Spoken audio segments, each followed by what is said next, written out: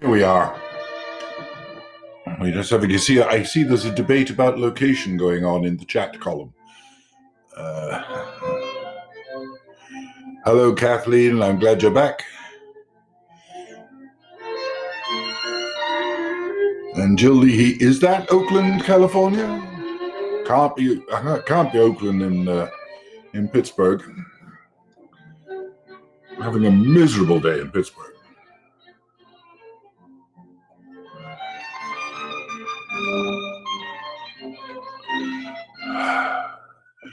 Hello, you wild woman. Welcome back, Joan.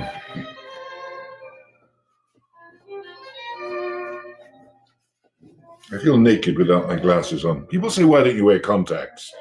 I say I look much better with eyeglasses on than with eyeglasses off.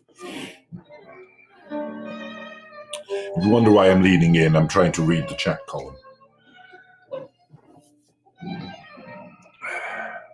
It says I have the mic turned off, but I don't. Does anybody else have difficulty hearing me? Virginia can't hear me. Let's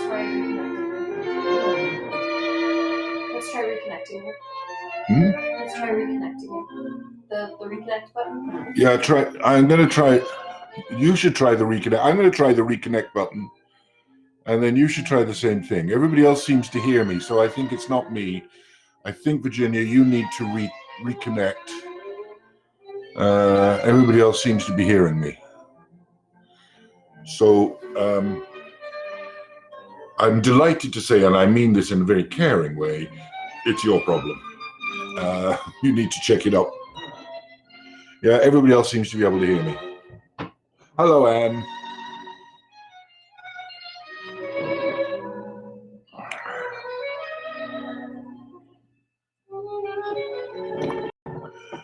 Hello, Ross from Squirrel Hill. You can probably hear me if I just stand outside my front door and shout.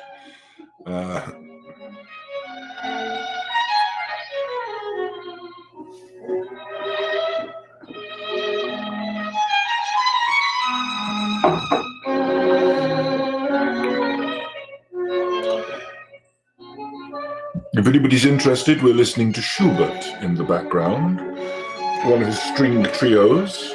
Check which one it is. Trio in B flat. It's rather delightful. Schubert is rather delightful.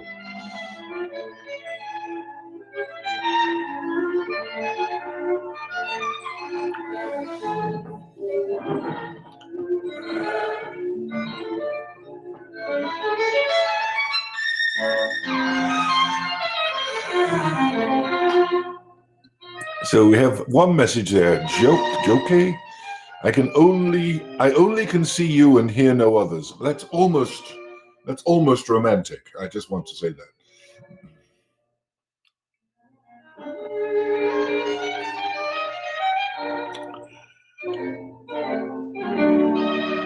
Hello, Barb and Marianne from Irwin. Hello.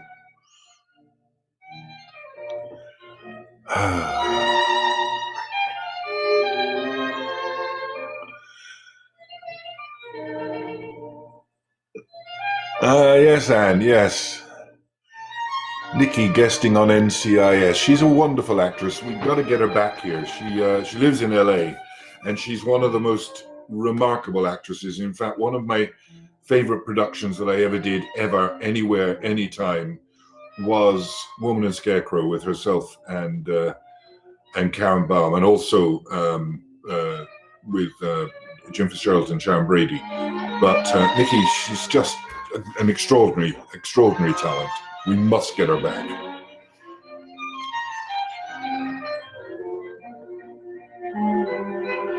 Hello, Eileen from Shadyside.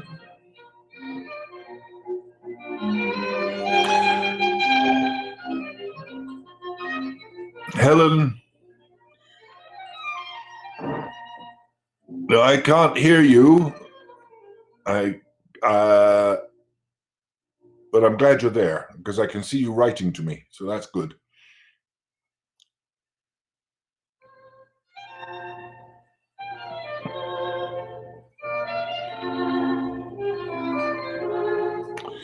Yes, for those of you in any doubt, Jill makes a very good point. This is not a Zoom meeting where I see all the people. I don't see you at all. I can only read what you write on the chat column.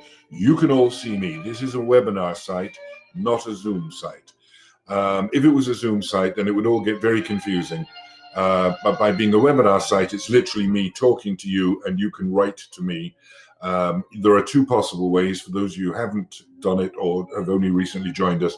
You can put stuff in the chat column, which is constantly rolling on one side of the screen. And there's also, at the bottom of your screen, you'll see a place for questions. And if you want to, rather than do a short line chat, but ask a question, put it in there. And if we have time, I will get to the questions or get some response to you if we have a contact point for you at a later time. But that's the two ways you communicate with me. One is the chat column. The other is the question. And if it's a question, I suggest you put it into the question column, because then it's easier for me to deal with that way. Because I am rather like Pooh. I am a bear with very little brain, and technology frightens me. So the mere fact that I'm talking to people literally all over the world at this very moment while sitting in my living room amazes me. I'm still back there in the days of the dial-up telephone, you know. Do you see they give kids those dial telephones and ask them to use them, and they just don't understand anymore? Sad. Or putting money into a phone machine. You know? There we have Dean checking in from India. Hi, Dean. Grace from Dublin. Hello, Grace. So when I say we're all over the world, we really are all over the world. And that's very comforting. All over the world and Indiana.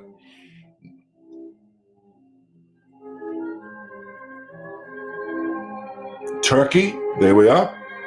Malta, London, Pittsburgh, all the great cities. Wonderful, wonderful to have you all.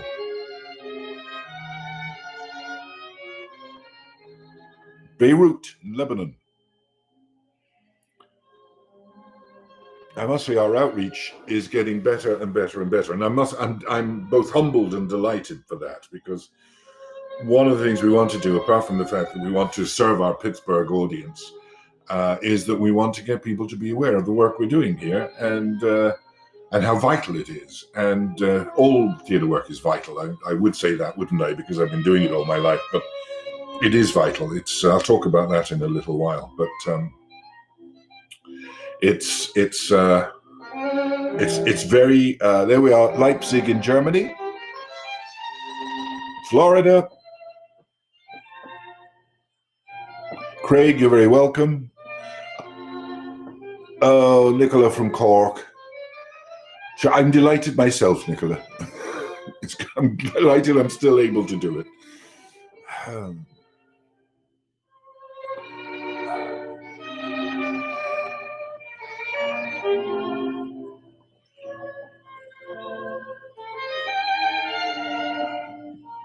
Ontario, Canada, Alabama, Phoenix, Arizona. Somebody from Wales. Thank you, Tim. I'm glad you do. We'll be starting in a second.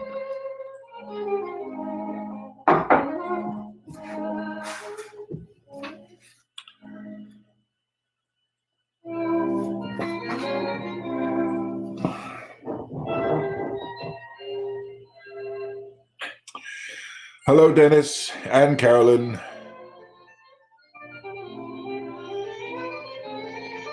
Howard from Nova Scotia. I always want to visit Nova Scotia. I want to visit that part of Canada. You know, Newfoundland and Nova Scotia and all of that. It just must be so beautiful. I like wild, cold places. I'm strange that way. I'm a wild, cold person. I was told I used to be hot, but not anymore. So how are we doing? Well, we've just gone 2 o'clock. I think we'll make a start now. So I'm going to obliterate the music, even though it is Schubert. And we'll start chatting. Now, first of all, we do a little catch up. As we know, every week, and we're going to continue this, every week we do a little trivia question on the topic of the week. And so last week, which was the final of our series about the Irishing of the English stage, we were talking about Samuel Beckett, and the trivia question was the original production of Waiting for Godot, which was in fact not Waiting for Godot, but En attendant Godot, presented in Paris in French, the original language it was written in. And the question was, who was the actor who played the role of Pozzo and also directed the production? And interestingly, another piece of trivia, the same actor played Pozzo in the first English production as well, directed by Peter Hall in London. And that actor's name was Roger Blin, B-L-I-N. B-L-I-N, but they French pronounce things differently. So this was won by Jennifer Schaup. Got that one right. Jennifer, we haven't heard from you before. I'm delighted you won it. You'll be getting 2 tickets to our next production, whenever that may be. And I hope to meet you there. And come up and say hi, because you got the Beckett question right. There will be a question at the end of today's webinar. There'll be another trivia question concerning Oscar Wilde and one of his plays. Just to remind you all, we're doing this because we want to maintain contact with our supporters. Every theatre, I think every theatre everywhere is trying to do something to reach out. I know all the Pittsburgh theatres and Pittsburgh arts organizations are all trying to reach out in some way, shape, or form. And we really do ask you to support as many as you possibly can. One of the difficulties for all of us is, although we're still in receipt of certain foundation funding and that kind of thing, we can't put shows on. And if we can't put shows on, we can't have an audience. And if we can't have an audience, we can't sell tickets. And if we can't sell tickets, it's a big chunk of income gone. And one of the bad things about theatre is if you're in business and you have a stockpile of goods, you can usually sell them off eventually. But the problem is that a play in a theatre is a bit like a flight on an airline. Once the plane is taken off, you can't sell the tickets. Once the flight has been cancelled, you can't sell the tickets. And we have that same difficulty in the theatre. So all over the world, all over Pittsburgh, but all over the world, theatre companies are in a lot of pain because what we do, the presentation of plays is why we exist. And it's why most of us as artists exist. I've been doing this as a job, as an art, as a career for over 50 years now. And I don't do anything else. It's what we are. If we're unable to do that, to come together, to join together in that beautiful creative process of making theatre, it is extremely hard on us and our imaginations. It burns the soul. But not only that, it burns up the bank account as well. So that's why we do ask. For those of you who supported every arts organization in Pittsburgh joining the Big Give on Tuesday, my deepest gratitude. For those of you who supported us, and you did it wonderfully, I am again deeply grateful, and every one of you who did support us will be getting an email message from me saying thank you. But I want to just say thank you now. So, having completed that look at how Irish playwrights influenced English theatre, and not just the theatre in England, but English-speaking theatre, because the influence on American theatre, on English-speaking theatre throughout the world. After all, the first play ever produced in Australia was by George Farquhar and was the recruiting officer. We as a nation, Ireland has always boxed above its own weight in terms of the creation and the delivery of art. And by popular demand, and it literally is by popular demand, I've been asked to do some more webinars on the topic of Oscar Wilde. And that delights me because Oscar Wilde has always been considered. The English sort of rather stole him. And I used to get tired of people saying that he was an English writer of drawing room comedies, because he was in fact an Irish writer of savage satirical works about the British aristocracy, which is entirely different thing. So the purpose of these three webinars is to examine three aspects of Oscar, because he wasn't just a playwright. He was a philosopher. He was a journalist. He wrote on so many platforms and at so many levels. He was a poet. He is the most quotable writer and creator of epigrams probably that the world has ever seen. I'd say only Shakespeare wrote more quotable quotes than Oscar Wilde did. So when you look at Oscar Wilde, you don't just look, everybody says, oh, well, it's the importance of being earnest, isn't it? No, it's so much more. But I want to look at the plays again. I'm going to cover some of the ground I covered, 3 weeks ago when we did the program about Oscar. But I called this particular session the Charm Offensive. I don't pick these titles at random. I actually do give them a little bit of thought, just a little bit. And the Charm Offensive is something that we all understand. We know when it's happening to us. When, for instance, if you're offering somebody a job and you get the Charm Offensive from them, you know that if you really want to impress someone, you dress up nicely and you brush your teeth and you use a good pomade or aftershave or something or perfume. The Charm Offensive is a thing we all understand.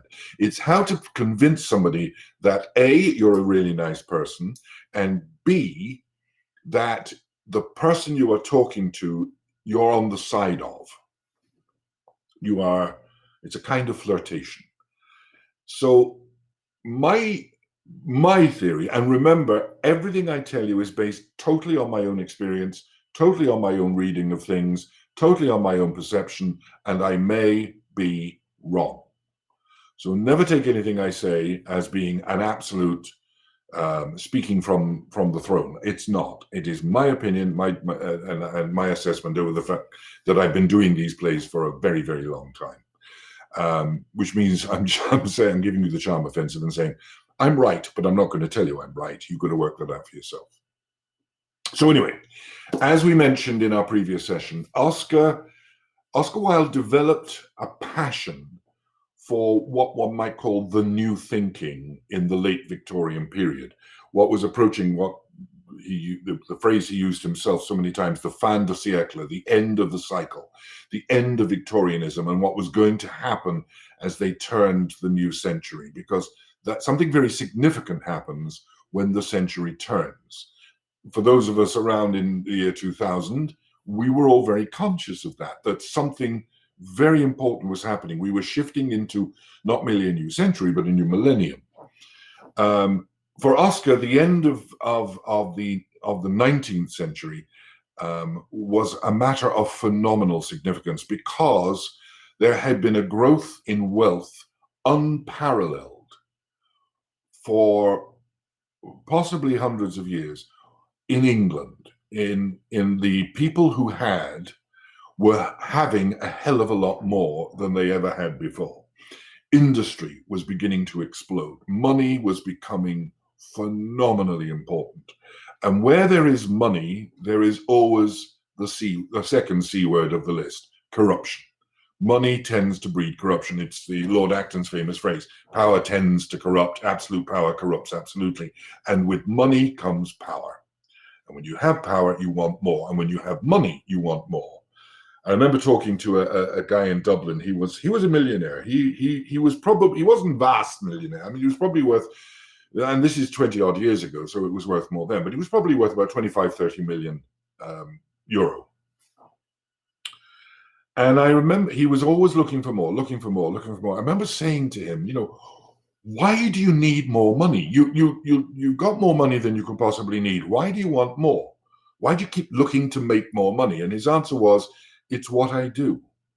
He said, you put on plays and you act.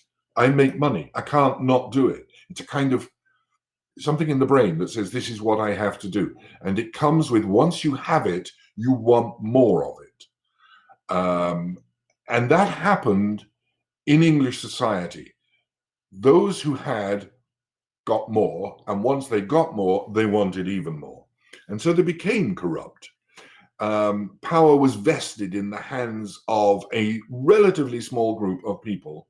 I think I mentioned in the last piece, they lived in a village, and that village was called Mayfair, and the average income for the district of London known as Mayfair probably was 4 or 5 times that for the rest of the entire United Kingdom. Wealth breeds wealth. But with that comes 2 other things: class consciousness and corruption. And Oscar wanted to write about these because deep down inside him, he was a liberal in the pure sense of that word. And he saw what corruption did because he had seen with his own eyes. He came from a very wealthy middle-class family, but he'd seen with his own eyes what poverty, because he grew up literally living around the corner from one of the poorest parts of Dublin, and yet he lived in one of the richest parts. So he was very aware of what poverty could do and what poverty was. He was also aware of what class could do and how reputation could be destroyed. He was fascinated by this. When, as I say, he had a passion for the new thinking, and as I said in the last program, one of the things he did do is he became editor of a magazine called The Ladies' World, which he immediately changed the name of to The Woman's World, a much more fundamental title. He got women to write for it, which was it was incredibly modern thing to do at the time. Women writing for a women's magazine was almost unheard of. That was strictly the realm of men. And women became, again, with the influence, I think of Ibsen had a huge influence on this, women became the very center of his writing for the theatre. Although it was class and corruption that dominated his thinking, and men were, in general, to his mind, corrupt. So whether they saw it in themselves or not, there was a kind of inherent corruption in a male-dominated society. Whereas for him, the women were the ones behind all the really intelligent thinking. One of his characters, Lord Illingworth, who I'll come to, talks about the fact that, nobody ever gets anywhere in society unless they have a good, strong woman beside them, behind them, but not in front of them. So his use of women in his plays is very specific. It's very deliberate, and he uses women. I use that term in a nice way, but he uses women to demonstrate his themes about what is perpetrated by them and on them. So there are 4 plays, the 4 major plays of Oscar Wilde that centered around his principal object of satire, the English aristocracy, or at least the ruling class. And those were Lady Windermere's Fan, An Ideal Husband, Woman of No Importance, and The Importance of Being Earnest. Those 4 plays. It's extraordinary to think that his entire reputation is very often based on simply those 4 plays, and often only 3 of them. Now, I'll come to that again. I mentioned before that the Irish at that point had been vilified, and mostly by Punch magazine, but various others, so that one had this image of the stage Irishman, and that Oscar almost created his own revenge by creating the stage Englishman. And the stage Englishman, every point of behavior, every petty prejudice that he could find, he would delineate in the characters that he created. Lord Illingworth, I mentioned before, who appears in A Woman of No Importance, is actually a stage version, in many ways, of Lord Henry Wotton from the novel The Picture of Dorian Gray.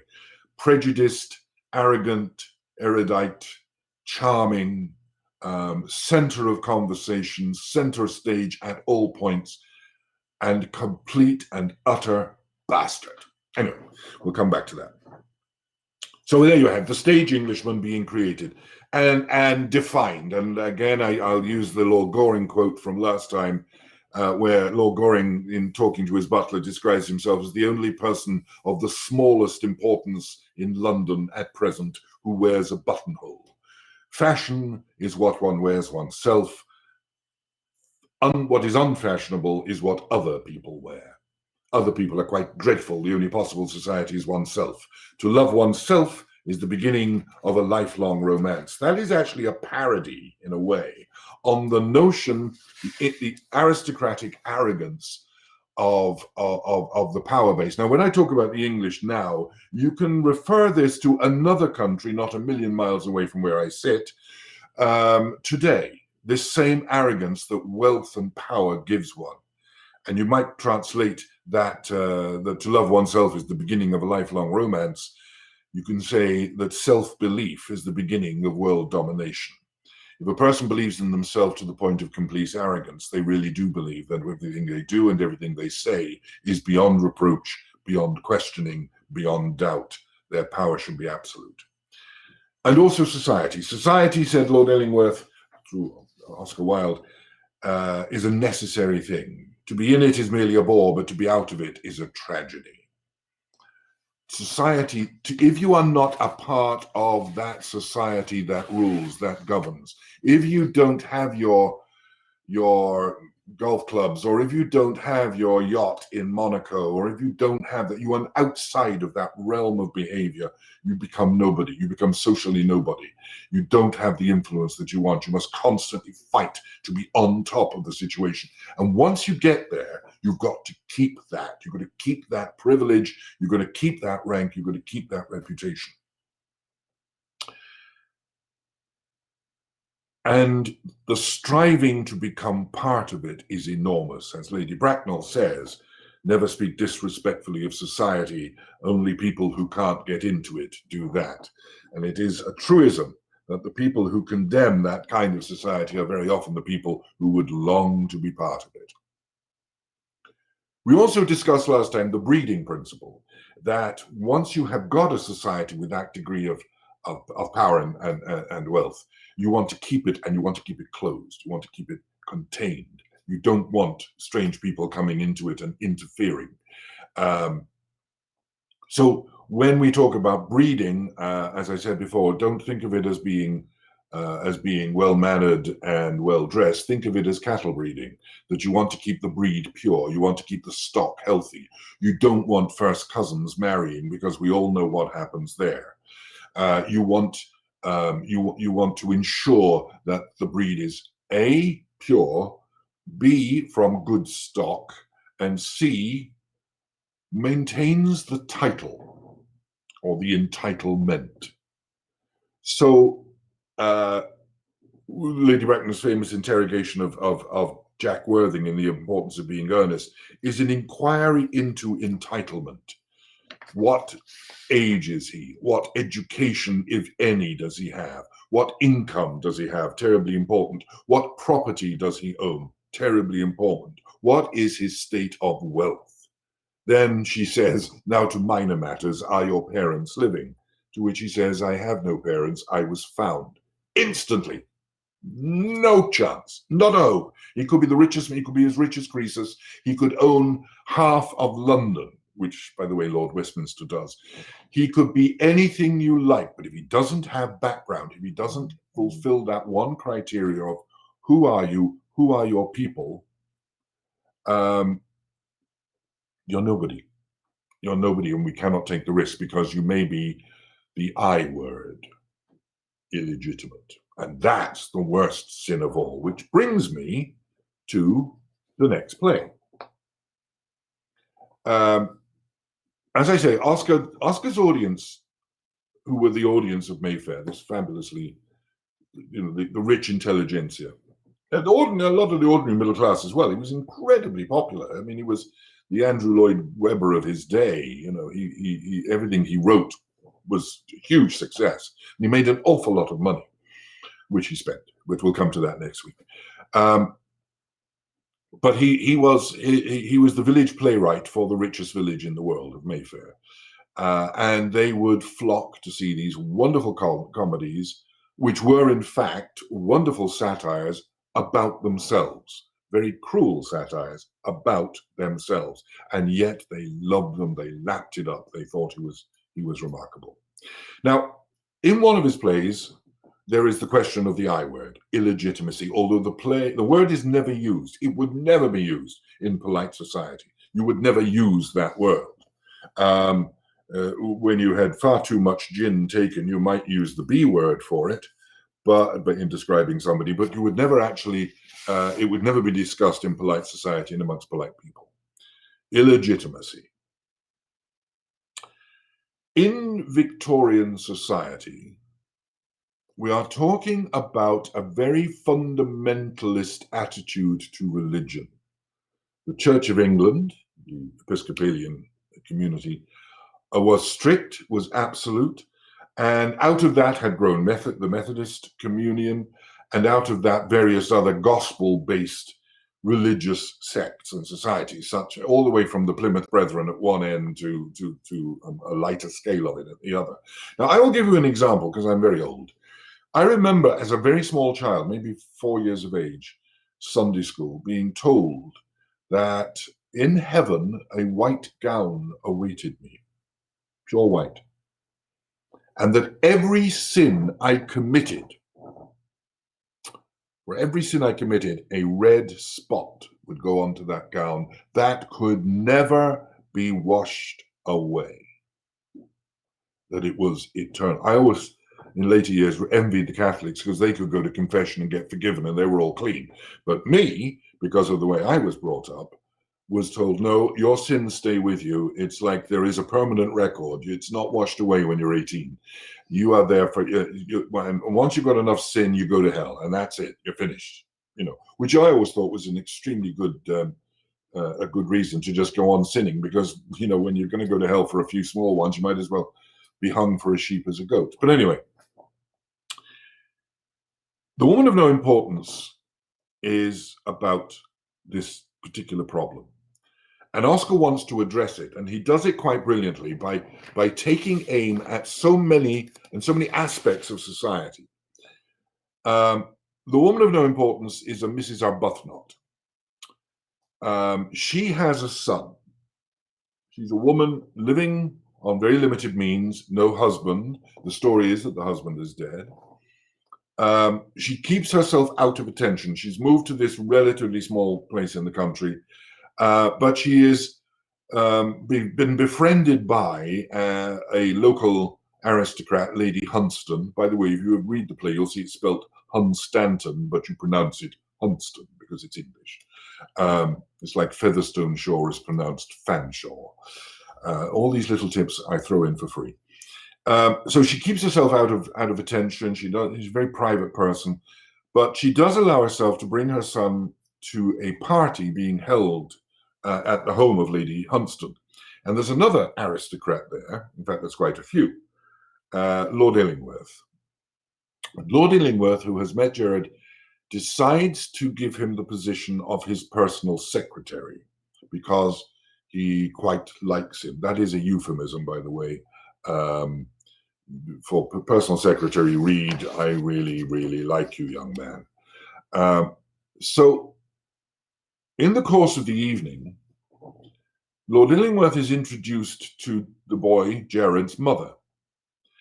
And Oscar pulls a most wonderful theatrical moment.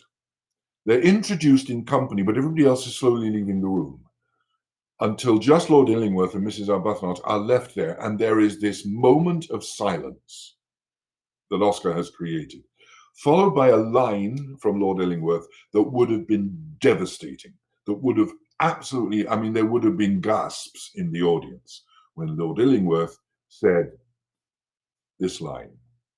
So, that is our son, Rachel. And if you can imagine a Victorian audience brought up on total moral good behavior, listening to a member of the aristocracy talking to a woman who is clearly cultured and certainly upper middle class, if not higher, and saying, so that is our son. We know that the I word has been invoked, that we are talking about illegitimacy, and therefore a fallen woman. Because as night follows day, if the child is illegitimate, the woman has sinned. The woman has sinned. And Oscar is writing satire. So the audience are in shock about this disgraceful woman that they've actually grown to like because she's really nice and everybody else likes her. But suddenly, One moment, we are no longer in a polite drawing room comedy. We are in a drama on the topic of that forbidden word, illegitimacy. We're about women's rights now. We're about the corruption of the rich and the powerful, not the corruption of them, but the corruption by the rich and the powerful.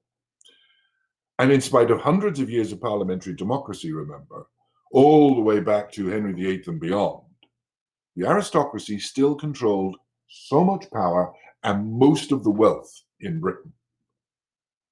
And this is the audience, the upper middle class and aristocratic audience of Mayfair and Belgravia and all of those areas of London, watching this play going, oh my God, shock horror, that woman is a whore. In the course of the play, we discover about Mrs. Arbuthnot's refusal to marry Lord Illingworth. We discover her son's belief in the correctness of such a marriage, that she should marry him once he discovers that Lord Illingworth is his father. And we also discover the realization that he's wrong, because Lord Illingworth, being the person he is, makes a pass at the young American lady that Jared is enamored of. In other words, we set up a situation of an appalling crime against morals, a set of high moral principles that everybody believes should take place, and Oscar then undermines, reverses, to show how corrupt and how preposterous those social rules are, that they don't take account of humanity. I mentioned the American young lady. Esther is apparently the voice of liberalism in the play. She is a young American lady staying in London, staying with Lady Hunsdon, and she speaks to I think it's Lady Caroline. She speaks about the nature of America and why it is so much better. And I'm going to quote here: "We're trying to build up life, Lady." Oh, it's Lady Hunsdon. She says it too. About America. "We're trying to build up life, Lady Hunsdon, on a better, truer, purer basis than life rests on here.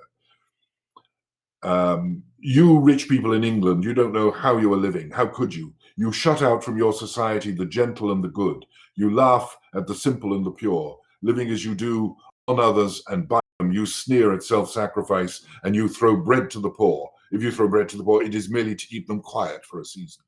With all your pomp and wealth and art, you don't know how to live. You love the beauty that you can see and touch and handle, the beauty that you can destroy and do." Doesn't this sound like a wonderful, wonderful utopian vision of what America might have been at the end of the 19th century? Of course, it wasn't, and it certainly isn't today. In fact, there are very few places on the planet that you can say this about. But Oscar is setting her up for a severe fall, because she is taking this moral high ground of how wonderful the egalitarian society of America is in comparison to the corrupt aristocratic society of England. But then he gives her a second voice, and we realize that when it comes to morals, she is not a shrinking violet. She talks about somebody brings up the topic of a particular aristocrat, Lord Henry Weston. "I remember him," Lady Hunsdon, "a man with a hideous smile and a hideous past. This is Hester, the same liberal Puritan girl. He's asked everywhere. No dinner party is complete without him. But what of those whose ruin is due to them? They are outcasts, they are nameless. If you met them in the street, you would turn your head away. I don't complain of their punishment. Let all women who have sinned be punished. It is right that they should be punished, but don't let them be the only ones to suffer." So what she is saying is, if you're a fallen woman, you should be cast out. But the man who caused your fall should be cast out with you. In other words, Oscar, who I don't not for 1 minute would agree with the notion of casting out anybody because of phony morals, but he is saying if the law is good for one, it's good for both. If a woman must be punished for the crime of illicit sexual relationship, then so should the man. A woman does not have a child all by herself. That only happened once in history, and not everybody's completely certain about that. So if you examine what he's doing with Hester, he's using her quite brilliantly to satirize not only the Puritan attitudes that believe that aristocratic society is corrupt, but also the Puritan attitudes that say if you sin, you should be punished forever. Nobody is safe in the hands of a clever Irish satirist, and that's exactly what Oscar Wilde was. In the end of the play, what Oscar is doing with a woman of no importance, she is the heroine, unquestionably. Mrs. Arbuthnot is the heroine because she is the one who comes through with her morals intact, and she's the one who is prepared to sacrifice rather than her son finding out just how awful his father was. She is prepared to sacrifice her own place in society. She is prepared to withdraw completely, to go into hiding again. And she wants to take her son with her rather than him discovering the true nature of his father. And it is only when Lord Illingworth himself attempts a physical, a low level, but a physical abuse of Hester, and Hester runs in for help, that and Gerald, absolutely furious with Lord Illingworth, threatens to kill him, that Mrs. Arbuthnot has no choice but to say, you can't, he is your father. And that shock is absolute. But from that point, her own guilt is absolute. She realizes that it's because of her, or she feels it's because of her, that her son has been put into this position. It's not. It's because of life. Hester says at one point, it is right that the sins of the parents should be visited on the children. It is a just law. It is God's law, to which Mrs. Arbuthnot very wisely responds, it is one of God's terrible laws.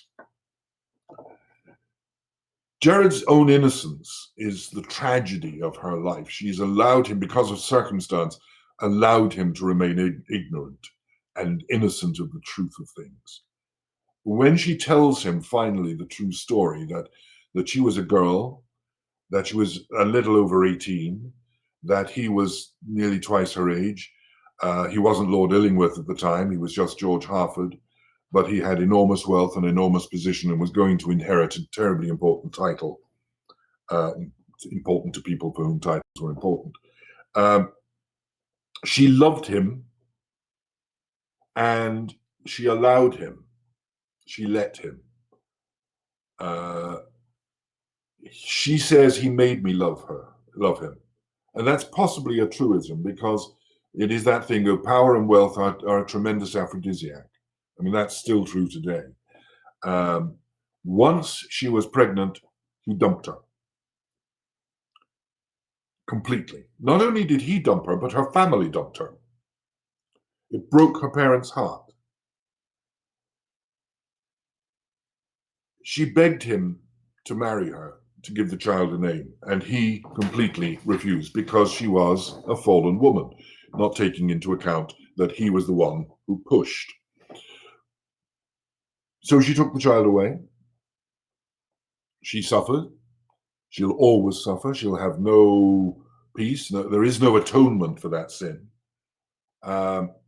She says herself, she is now a woman who wears a mask like a thing that is a leper. She is lost. She is a lost soul. Her son, even at that point, still can't accept the idea that his hero, who he now discovers is his father, was completely to blame. After the implicit suggestion that his mother wasn't really a nice person, he doesn't truly know that his mother is the topic of this story at the time. He's beginning to suspect it. But she's prepared to sacrifice her son, to let her son go rather than bring shame on him. Once Gerald has discovered the truth, he starts to behave like a decent human being. He starts to understand that judgment and punishment are not the way the world should work. And this is the Irish satirist coming to the fore.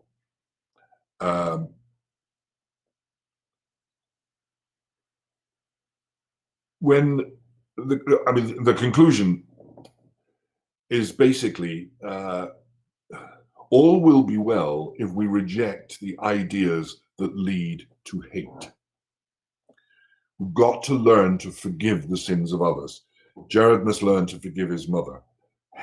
Hester must learn to forgive people, that if a woman commits a sin, she should not be cast out. She should be embraced and encouraged, and the problems of her life solved. We must forgive the sins of those who were sinned upon more than we forgive the sinners. Because the tendency, as Oscar was parodying, was that the sinners, the men, were forgiven, but the sinned upon, the women, were not.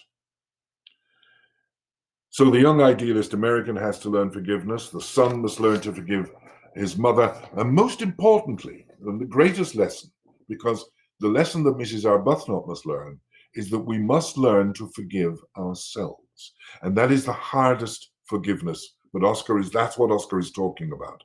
That Mrs. Arbuthnot at the end of the play, this woman of no importance, must learn to forgive herself. The one person in the entire play totally incapable of self-forgiveness, because he is incapable of self-doubt, he is incapable of true self-awareness, is Lord Illingworth. And for anybody like that, with that degree of lack of self-doubt, lack of self-awareness, that, dare I say, degree of narcissistic self-importance, makes him at the end of the play a man of no importance. So, moving on with corruption, we did talk last time on the topic of an ideal husband, which, as I said, was a scandal that couldn't possibly happen in America today. The idea of selling government secrets for profit. And here we have again this wonderfully central woman, Mrs. Cheveley, who is a corrupting influence. She is the corruptor as opposed to the corrupted, because Oscar looked at it from both sides. And Mrs. Cheveley is a wonderful example of insidious, dangerous woman who has been corrupted herself, or at least allowed the corruption of power and wealth to influence her thinking, and is now hell-bent on doing that to a perfectly decent man, a man who has no corruption, no sin in that sense, moral, upstanding, Sir Robert Chiltern, highly spoken of, due for government office and possibly a future prime minister. All of those things. Wonderful, wonderful man. And you think, well, how can anybody possibly corrupt him? And the moral of the tale that Oscar is saying is, everybody has a skeleton in a cupboard somewhere.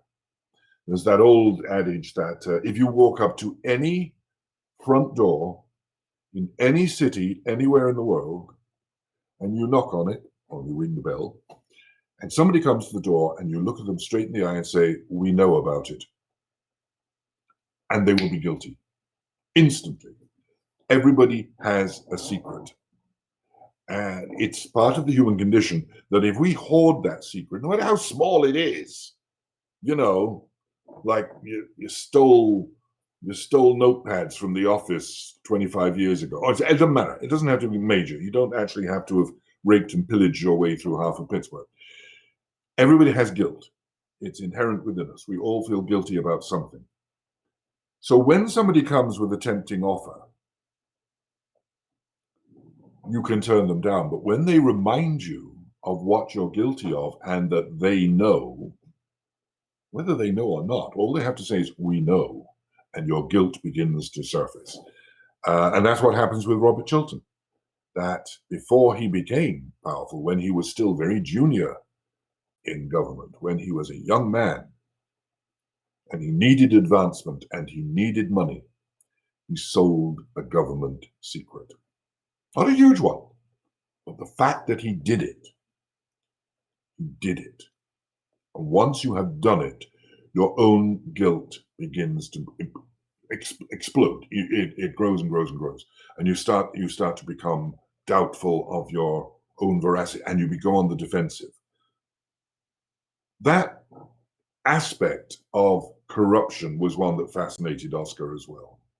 That here was a world in which no matter how small the sin, it's a sin. No matter how small the crime, it's a crime. And a society that is as unforgiving as the late Victorian society, no matter how small it is, it's huge. It's the same logic that condemns the fallen woman. It's the same logic that condemns the thief. It's the same logic that condemns the innocent who are branded, because all one needs is rumor and innuendo to destroy a reputation. So here's something that Oscar wanted to write about: corruption and the effect it has. Sir Robert actually tries to defend himself to his wife, and he does that thing which I love this, because I can hear just about any politician saying this. He talks to his wife: Gertrude, truth is a very complex thing, and politics a very complex business. There are wheels within wheels. One may have certain obligations to people that one must pay. Sooner or later in political life, one has to compromise. Everybody does. Does this sound familiar? Arthur, she says, do you think what I did 18... Arthur goes on about, do you think what I... that's Sir Robert Chilton. He's talking now to his friend. Do you think that what I did 18 years ago should be brought against me now? Do you think it's fair that a man's whole career should be ruined for a fault done in one's boyhood almost? I was 22 at the time, and I had a double misfortune of being well-born and poor, two unforgivable things nowadays. Is it fair that the folly, the sin of one's youth, men may choose to call it a sin, should wreck a life like mine, should place me in the pillory? Now, that is a very fair question. In a society where wealth and position and rank are important, and that without wealth and position and rank, you can go nowhere. If you are brilliant, if you have a brilliant mind, if you can be very good for the country because you would actually help run it well, does one small crime not justify itself in order to give you that leg up, that push to a position of power where you never have to commit a crime again? Because now you've got wealth, now you've got position, now you've got authority. In other words, does the end justify the means? And in this case, Oscar is arguing, sometimes it does. Should a man be punished for the minor crimes of his youth? The secret that he sold was not fabulous. It wasn't the nuclear codes. It wasn't anything like that. It was relatively small. The point is, once that was done, he becomes vulnerable. You will be pilloried for that you did it, not for the severity of what you did, but the fact that you did it. And we punish, and we punish, and we punish, and we punish. And all our moral high ground starts to overwhelm us. Even his wife, who is pinnacle of morality, starts to condemn him for what he did. So in the end, what Oscar, and I'm not going to dwell too much on this one, but in the end, what Oscar is talking about is that once a society is based on high moral principles over human frailty, if the high moral principles take priority over human frailty, human weakness, and the ability to learn from our mistakes, we will condemn out of hand everybody. And the society will itself eventually suffer, because nobody is perfect enough to fulfill those high moral ground. We're doing it every election cycle in America. Everybody standing for election goes through this torture chamber of investigation, and every tiny peccadillo is examined and re-examined and re-examined. And as somebody once said, anybody who is a normal human being has very little chance of being elected to any office in America, because every sin they commit, now this isn't true, because people do get elected who are sinners, God knows, sometimes because they are sinners. But the examination of your soul becomes a savage experience. And Oscar Wilde was writing about this over 100 years ago. This is the ideal husband, the person who is perfect in every possible way, and they don't exist. Nobody exists. Nobody is perfect. Nobody is free from sin. Everybody has a secret. And if you go knocking on your neighbor's door and try my exercise, you'll find that I'm right. Don't say I told you to. So now we come to the last of these four plays, which was actually the first of these four plays, and one of my particular favorites, and that is Lady Windermere's Fan. If you've seen it, and it's one, I think next to The Importance of Being Earnest, followed by this, the most done of his plays, and it's a totally charming play, and it's got some of his great and joyous witticisms, and some of its greatest tragedy as well. The premise is quite simple. The other great crime against society after illegitimacy in Victorian England was the fallen woman. The woman who leaves her husband. Now, this had been a theme, and we can trace it back to Ibsen as well, because as Shaw said, Ibsen wrote the great shocking play. What shocked the Victorian society, especially English Victorian society, about A Doll's House was not the appalling treatment that Nora got from her husband, but the fact that she left him. And that was a shocking, shocking thing. And that's why the play was considered obscene, that she walks out at the end. She actually leaves her husband. People don't do that kind of thing, as Ibsen once said at the end of Hedda Gabler. Shaw wrote in his essays, The Quintessence of Ibsenism, that Ibsen's own response to that particular accusation of shock was to describe the life of a woman who stayed with her husband despite the fact that he was dissolute, a drunkard, and had syphilis, and infected her son congenitally with syphilis. Should Mrs. Alving have left? Yes. Should Nora leave? Yes. But society at the time would have said, absolutely not. So here we have Lady Windermere's Fan, set up with this very simple plot line, sets up like a delightful comedy. You have this wonderful tea scene, and then Oscar throws it into reversal, which he does. Reversals were one of his favorite principles. We see it in his epigrams, like work is the curse of the drinking classes.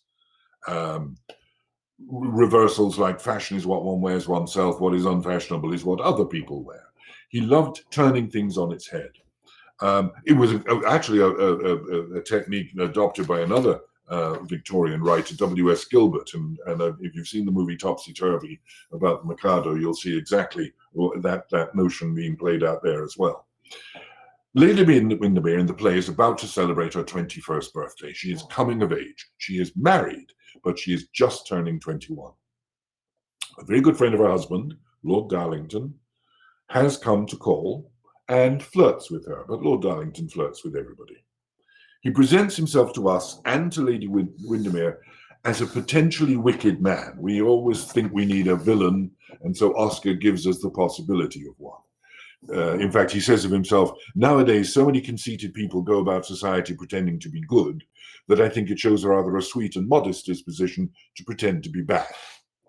And that was a very nice satirical plug against most of Victorian society, who would go around being the picture of decency and morality and goodness in a society where prostitution, both male and female, where rent boys could be picked up at Piccadilly Circus by anybody. Victorian society was utterly, completely, and totally corrupt. And yet on the surface, all of this high moral standard. You all know the stories of people who had pianos but would put leggings on the legs of the piano in case you got bad thoughts by looking at the naked piece of wooden leg on a piano. Anyway, but he also, Lord Darlington asks her a question regarding morals, and particularly concerning the morals of a hypothetical man, married, being seen in the company of a woman of questionable morals. Lord Darlington says, and I'm going to read this, do you think then, and of course I'm only putting an imaginary instance, do you think that in the case of a young married couple, say about 2 years married, the husband suddenly becomes the intimate friend of a woman of, well, more than doubtful character, is always calling upon her, lunching with her, probably paying her bills, do you think that the wife should not console herself? Lady Windermere says, console herself. Yes, I think she should. I think she has the right. Lady Windermere, because the husband is vile, should the wife be vile also? Lord Darlington, vileness is a terrible word, Lady Windermere. Lady Windermere, it is a terrible thing, Lord Darlington. And then Lord Darlington concludes, and obviously what Lord Darlington is doing is setting her up with a question about her own husband and her own husband's behavior. And he goes on, do you know, I'm afraid that good people do a great deal of harm in this world. Certainly the greatest harm they do is that they make badness of such extraordinary importance. It is absurd to divide people into good and bad. People are either charming or tedious.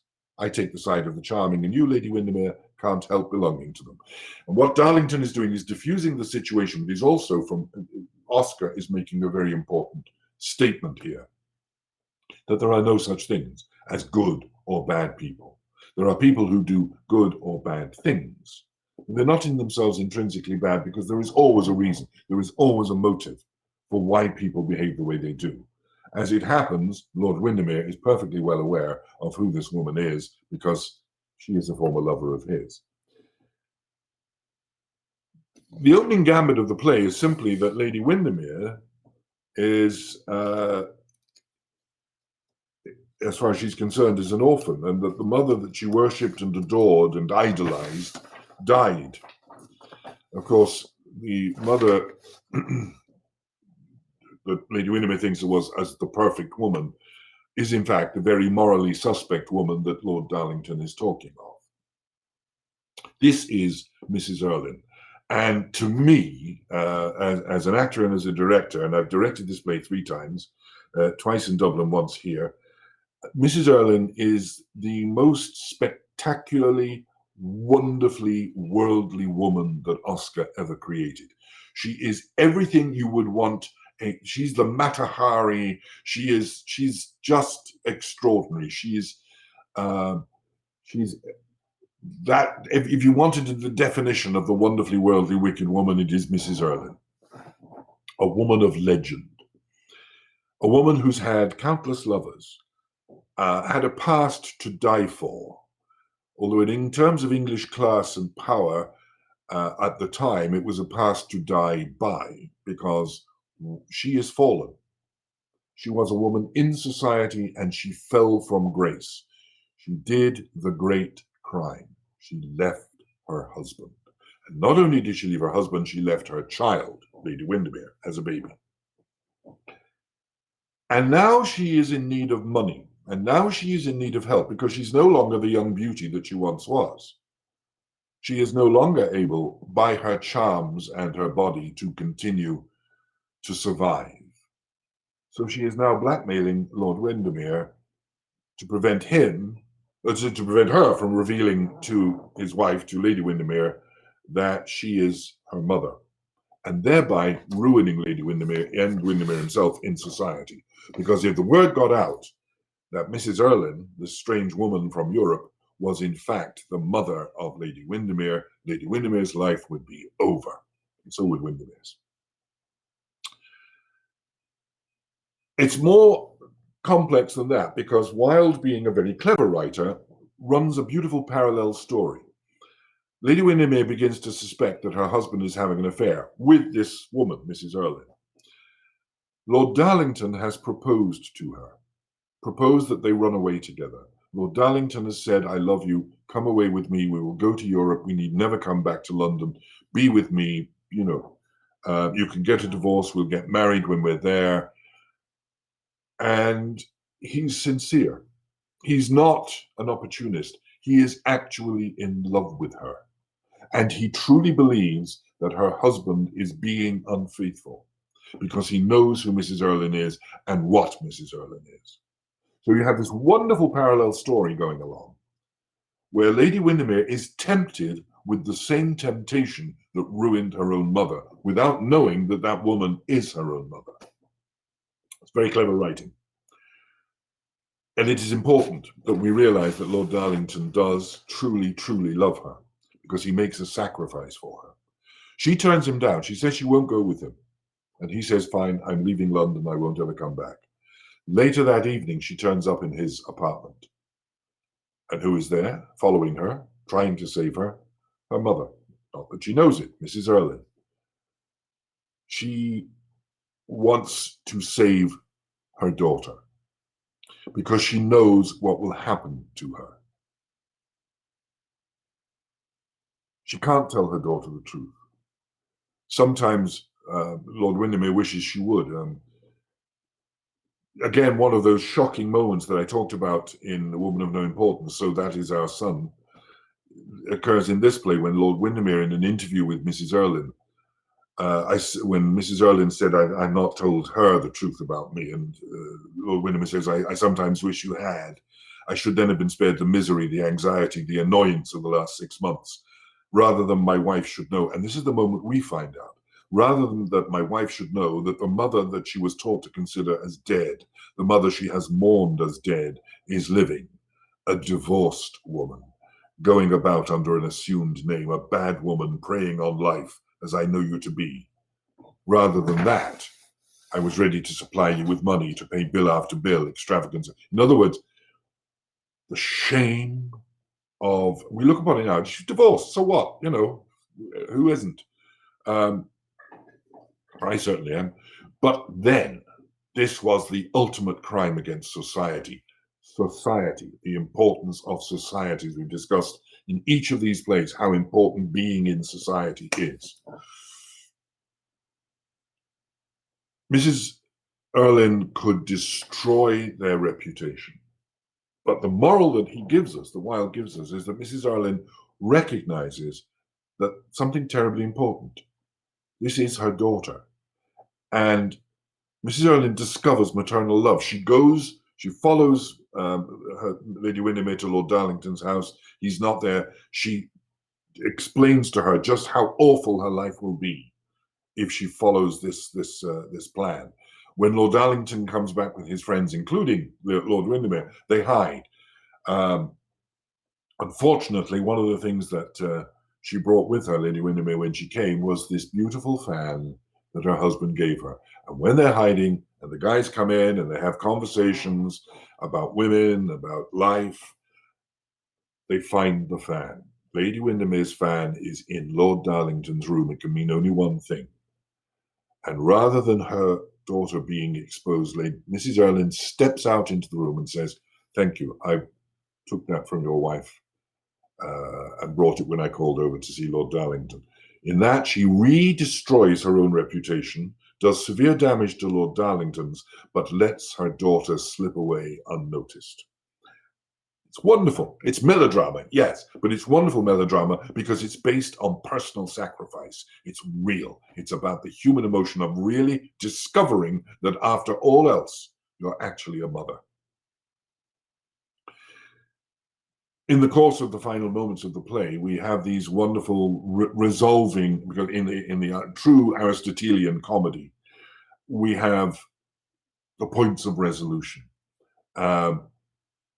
That Mrs. Erlynne discovers that she has maternal love, that Windermere never discovers his wife's plan to run away, that Lady Windermere discovers that she can and will trust her husband, that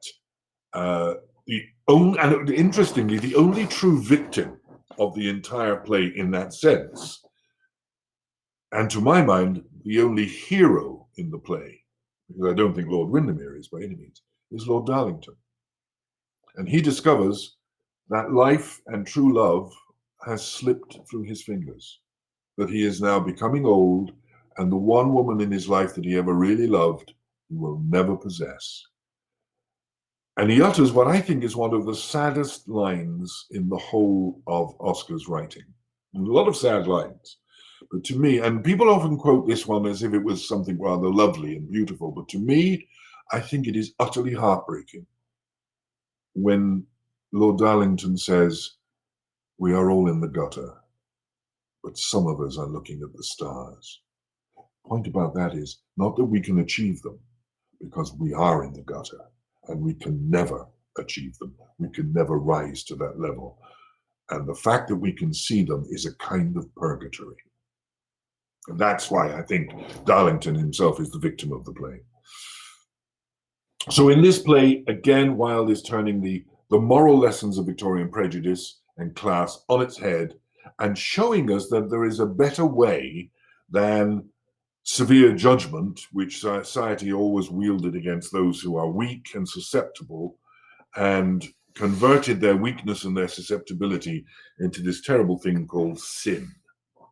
I think Oscar, who would have considered himself one of the greatest sinners of the period, in himself recognized that society needed to review, to reconsider how it judged itself, and that sin was a very, very subjective term.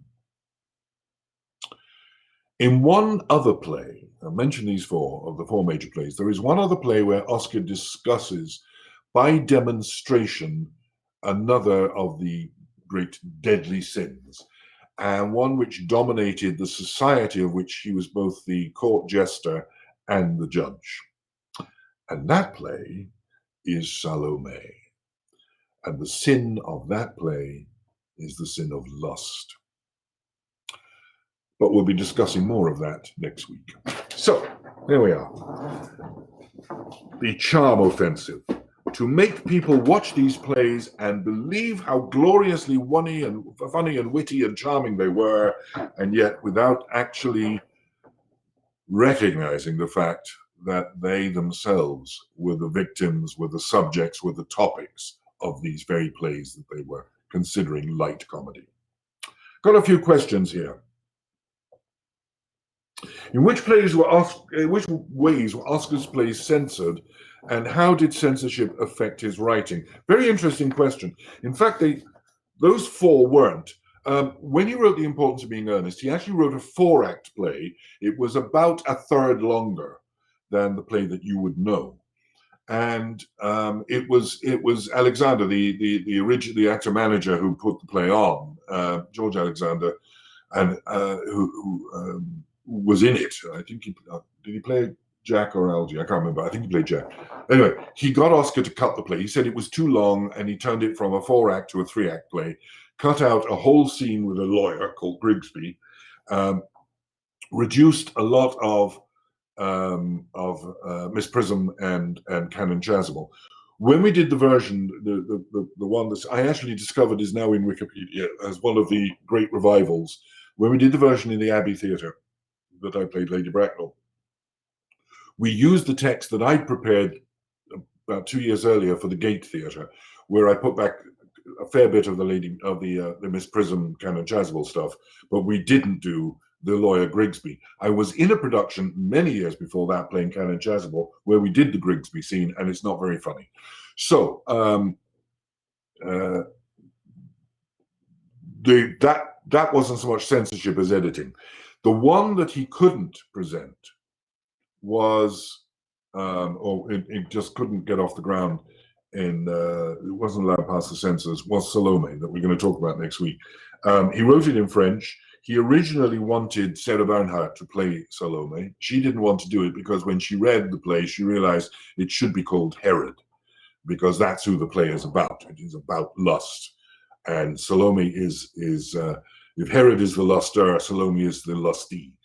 But it couldn't be done. And he'd even taken the precaution of not calling John the Baptist because you weren't allowed to do that.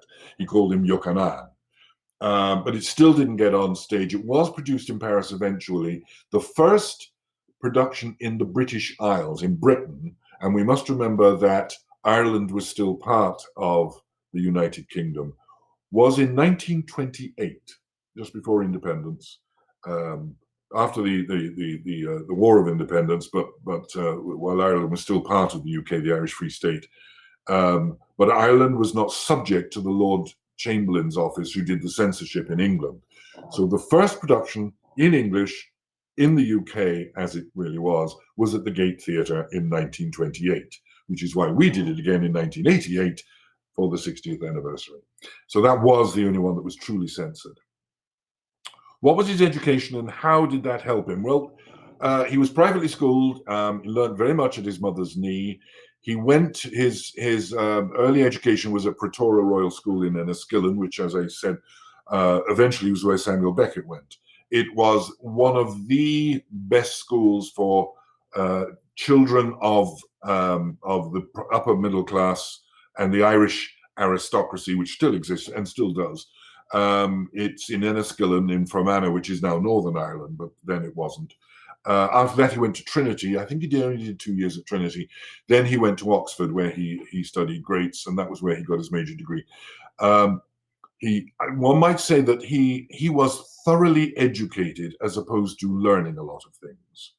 You know, I think he said himself, anything that can be learned isn't worth learning, or something.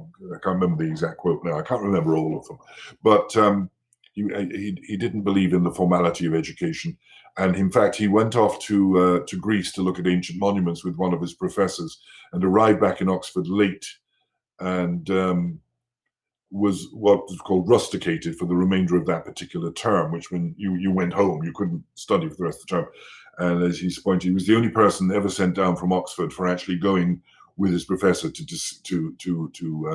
research and examine the things that he was studying in his course. So that was it. Privately, then Enniskillen, Royal Pretoria, then Trinity, then Oxford.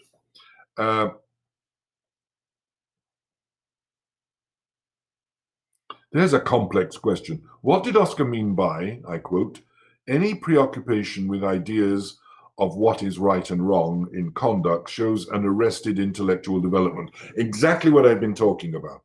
If a society decides by a code of conduct what is right and what is wrong in terms of social behavior, that denies a level of intellectual development. We are human beings, we are humanity, we are a part of a whole, but we are each individual. And to try to lay down laws of social conduct is intellectually impossible. It's anti-intellectual to say that you must behave in a certain way to be correct or to be appropriate in society is anti-intellectual. You're denying the individual the right to be the individual. And if somebody chooses, for instance, if somebody says, my marriage sucks, I cannot live like this, I am leaving, then an intellectual society, an intelligent society, creates a notion of divorce. The Catholic Church, which is totally opposed to divorce, even came up with the solution of clerical annulment on the basis of, if a marriage is that bad, then it never existed in the first place, because a marriage presupposes certain conditions.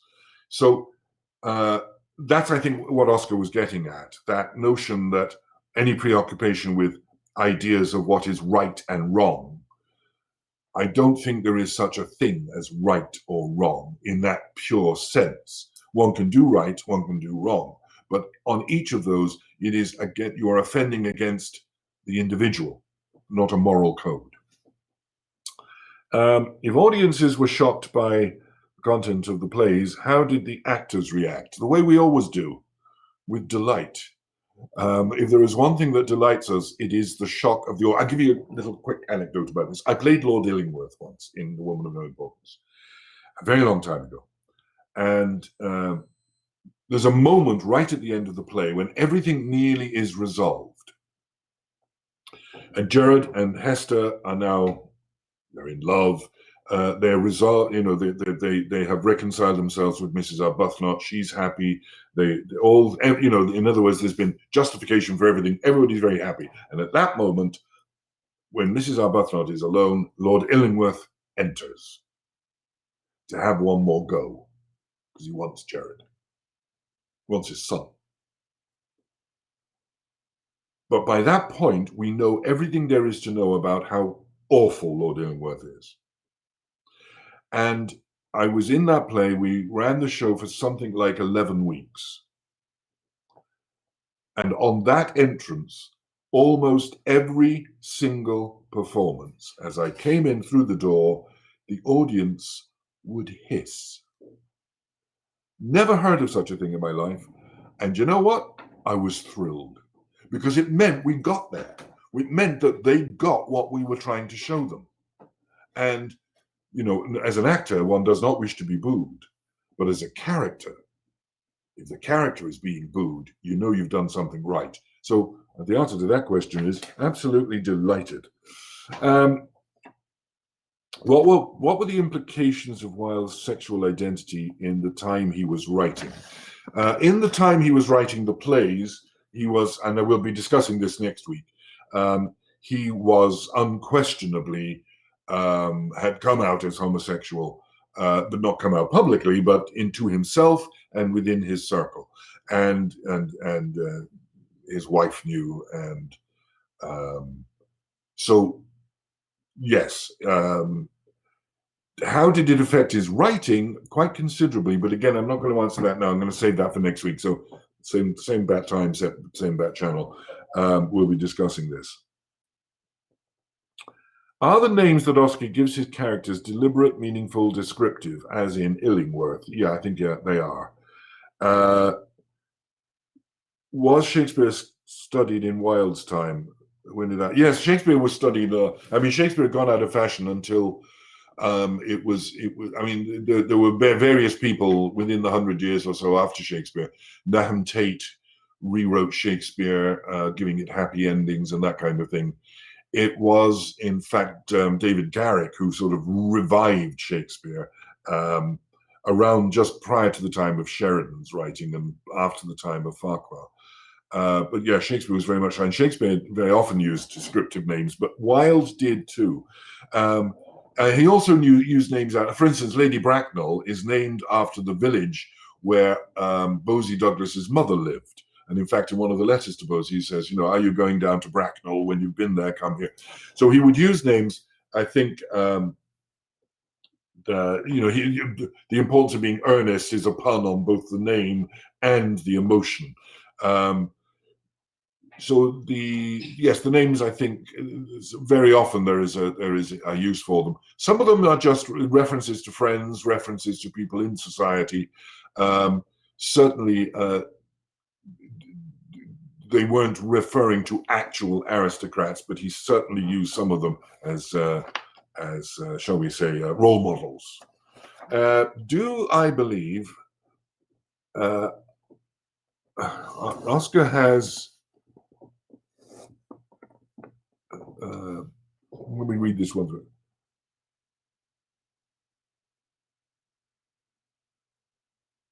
Yes, yes. The answer to this one, I mean, it's on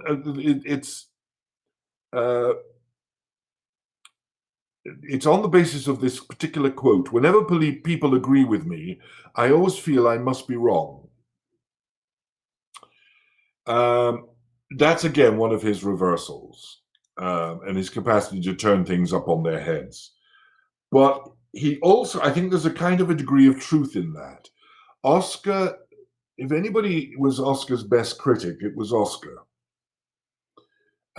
Because of his care in the use of language. To him, language was everything. And remember, he was a student of Latin, of Greek. He read them, he spoke them. He could speak conversational French. Language to him was lifeblood. And what he said, he wanted a precision about. He could write quickly and incredibly articulately, but with tremendous care. So I think when people agree with me, I always feel I must be wrong, it's a kind of intellectual arrogance. That if I say something and everybody says that's absolutely right, I must be wrong because they couldn't possibly be thinking on the level that I am. I think the answer to your question is arrogance dripped from his very pores. And so did modesty. Anyway, anything up here on the chat?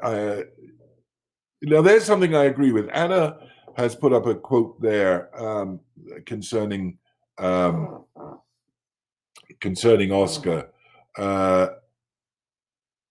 She finds him to be the most heartbreakingly human. His prison writings, his whole life was an arc of defiant and authentic living, leaning into contradiction. You're absolutely right. I agree with you 100%. And we will be discussing the prison writings in the third of these talks when we talk about of trying and one of us has to go. To my mind, for all his failings, for all his corruptions, for all his weaknesses, for all his frailty, for all his simple humanity, I think he was beautiful. I think he was a beautiful human being. I'm blessed. One of my dear friends is his grandson, Merlin Holland, and I remember having dinner with Merlin and on this very topic of how beautiful was Oscar. I mean, Merlin is the same age as me, so he never knew his grandfather. But the beautiful is the right word to use in the very purest sense of that word. And because of his desire for precision, because he wanted to be so accurate about what he wrote, what he said, what he thought, there is a kind of beauty in that. The arrogance, yes, but also the sincerity of permanently and perpetually seeking the truth of any given moment. What is the thing itself?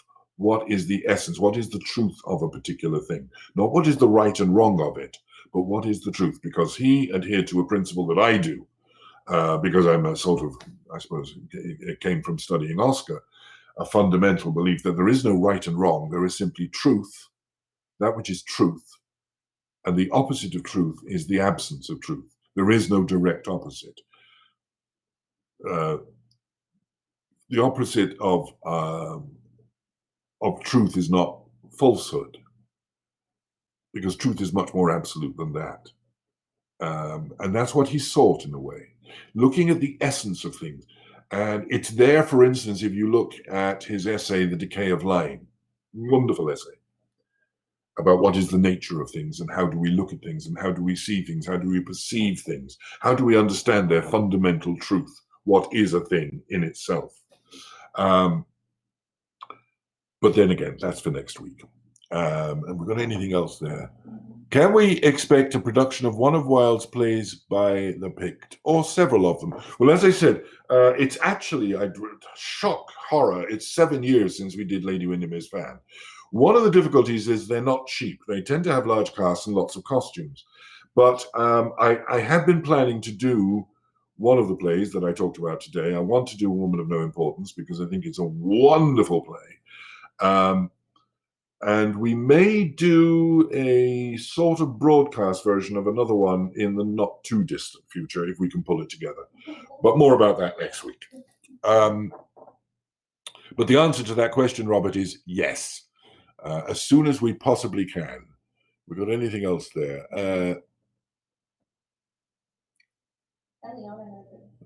Somebody had Craig. Wish I had a guide to English abbreviated pronunciation. The only one I can think of now is Chumley. Yes, that's usually written as Cholmondeley, but pronounced Chumley. Fanshawe is Featherstone Shaw. Hunston is Hunstanton. I think the English aristocracy were just too bloody lazy to pronounce the whole word, so they diminished them. But the English aristocracy were bloody lazy about most things. Did he ever use the experience of his American tour to mimic mock American English? Not so much mock American English, but certainly I think that the American tour did help to feed in some of his characters, Hester, the Puritan, being one of them. His American tour is wonderful, and to read a full account of it is truly wonderful. I do an edited version in the recital that we did a couple of years ago. But you look at the entire essay he did about being in America. And if you look, actually, in the Ullman biography, which is the best, and I swear to God, if you're going to read anything about Oscar Wilde, start with the Ullman biography. I think there are like 4 or 5 errors in it. That's about it. But when you look at the tour he did of America by train and stagecoach, you would be hard pressed to achieve that with modern means of transport. And he did it, as I say, by steam kettle train and stagecoach. It's an extraordinary achievement. But read up on his American notes; they are absolutely glorious. What am I looking at?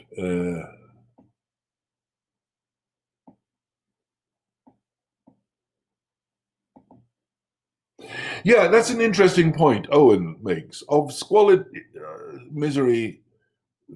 Overwhelming, but we also recognize that in his prison writing, he finally dropped the artistic mask and revealed himself as a monumental spirit.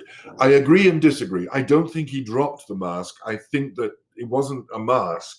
I think that, or if it was a mask, it was simply he was moving from one mode of writing to another. He wrote to the circumstances with which he found himself.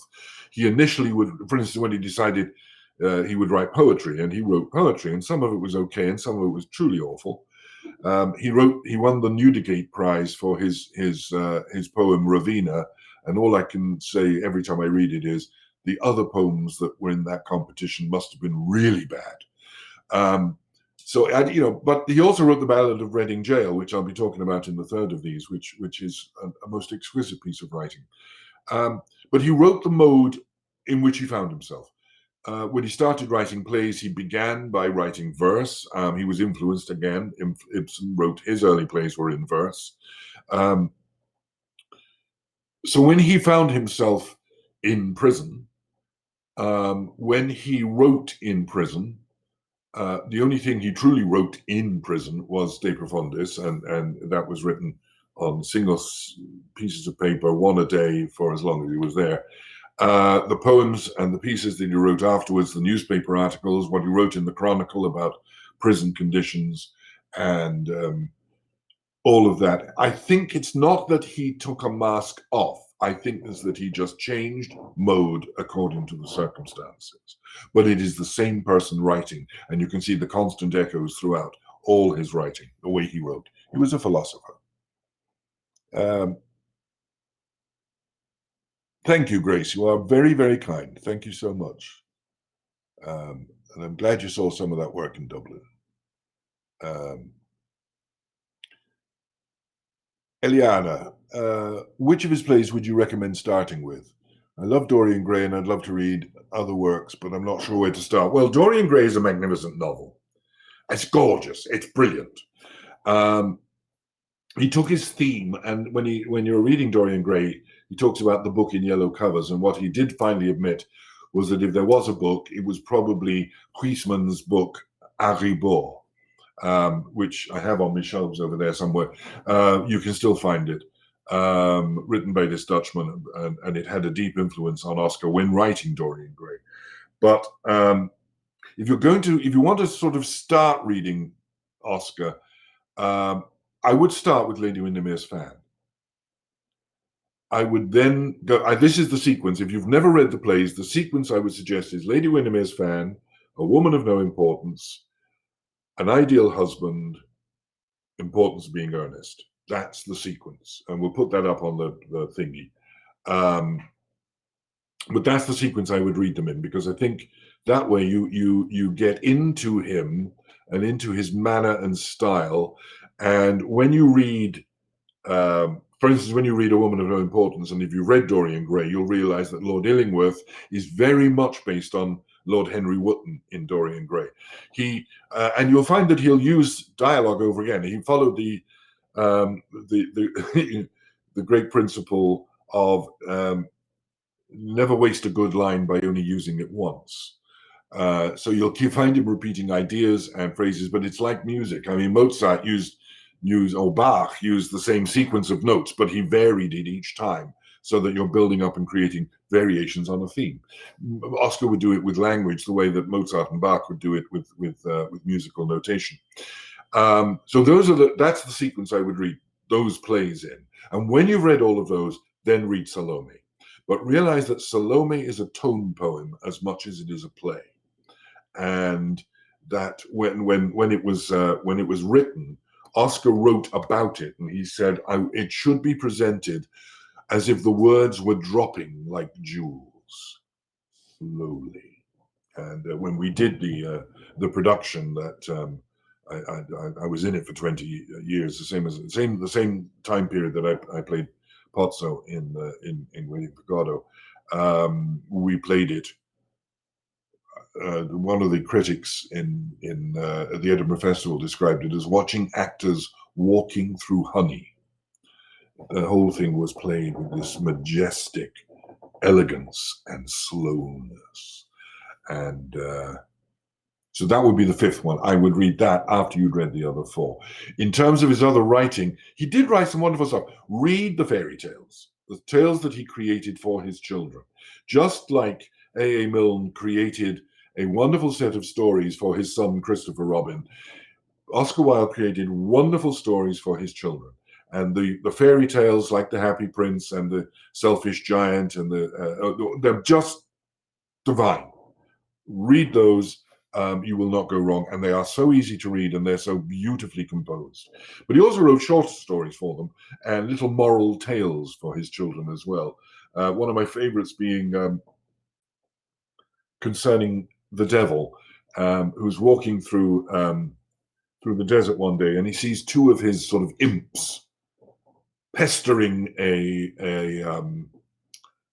hermit, deeply religious and deeply devout, and they were trying to get at him and trying to make him say a rude word or do something bad, and the hermit was absolutely devoutly praying and not being influenced by these demonic creatures. And Satan walks over and looks at them and then calls them aside and says, try this. Walks over, leans over the hermit's shoulder and whispers in his ear, "Your brother has just been made Bishop of Alexandria." And the hermit goes, "Damn it!" So that's the kind of moral tale that Oscar would write for his children. Anyway, that is all we have time for today. Thank you all for being here. I have a trivia question. And the trivia question concerns, we mentioned before that we did 7 years ago present a production of an Oscar Wilde play. This play was Lady Windermere's Fan. It was very successful. It looked rather beautiful. It was when we were still operating out of the Charity Randall Theatre in the Stephen Foster Memorial. And in that production, we had what people thought at the time a slightly surprising piece of casting. So the question is, in that production 7 years ago of Lady Windermere's Fan, which actor played the butler? There's your question. Thank you for being with us. Always remember that every dollar counts.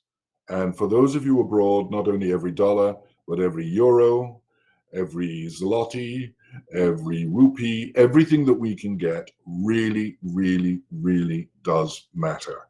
We are doing nicely for the moment, but at any time it can all go pear-shaped. So we do need as much of a constant flow of support as we can get.